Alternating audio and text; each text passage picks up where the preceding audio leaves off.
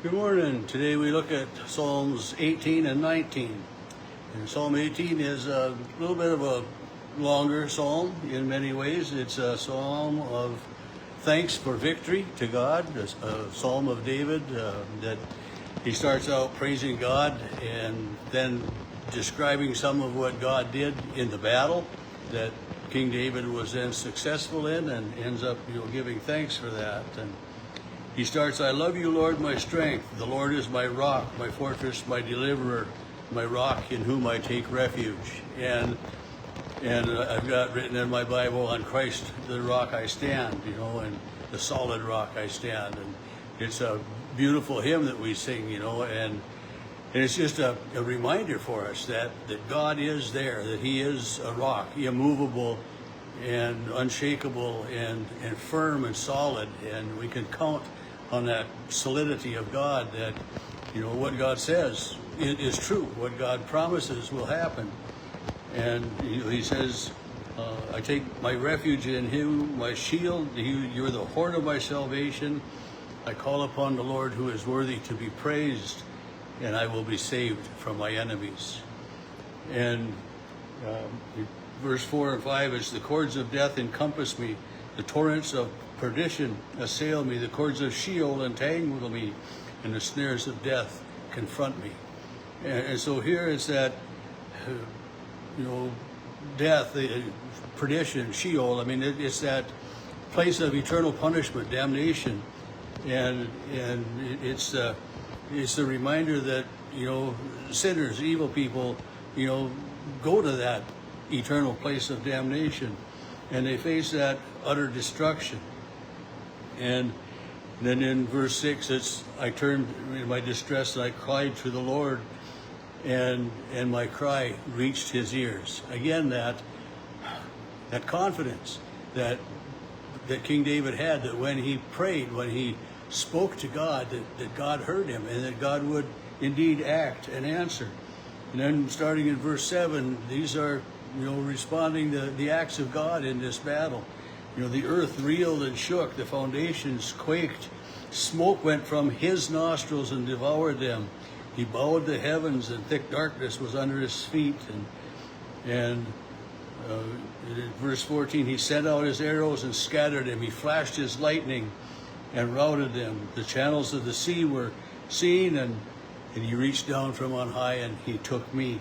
And he drew me out of mighty waters. He delivered me from my strong enemies. And again, it's, these are the acts of God protecting David, giving him strength, giving him victory against his enemies.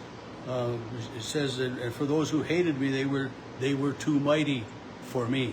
They confronted me, but the Lord was my support. They were too mighty for me by myself, but counting on the Lord, the Lord's army and all of that, on Christ's solid rock I stand, he delivered me, and he gave me everything that I needed that way. And going on over in verse 37, I pursued my enemies, overtook them. They did not turn back until they were consumed. I struck them down, for you girded me with strength for the battle. You made my assailants sink under me. You made my enemies turn their backs to me. And again, giving God thanks for this rout, giving God thanks for this victory in this battle over numerous enemies that maybe possibly should have overpowered King David on his own. They were more than I could handle on my own, he said. And then you delivered me from strife with the peoples. You made me the head of the nations. And again, I think about David. He was the youngest of the family. He was a shepherd boy. He was, counted as, not being worthy of having the prophet look at him when the prophet came, to Jesse, to David's father, looking for this king that God wanted him to anoint. The youngest he's out in the pasture with the sheep. Just discount him. And I think about that in today's world too. I mean, who do we discount? Who do we look at as not being worthy, or who do we not pay attention to? And sadly, sometimes it's our youth. And sometimes it's our elders. And, you know, sometimes it's, well, we've always done it that way. Well, it's just stuck, you know, and rather than having this outlook of getting information from everybody and taking input from everybody, we discount some. But, you know, here, you know, he says, you heard me among the nations. The Lord lives. Blessed be my rock, and be exalted be the God of my salvation, the God who gave me vengeance. You know, it isn't that I did it on my own. I mean, King David isn't saying that at all. He's fully relying on God and fully giving God credit for this rout of his enemies. He said, the God who gave me vengeance, he subdued the peoples under me. He delivered me from my enemies.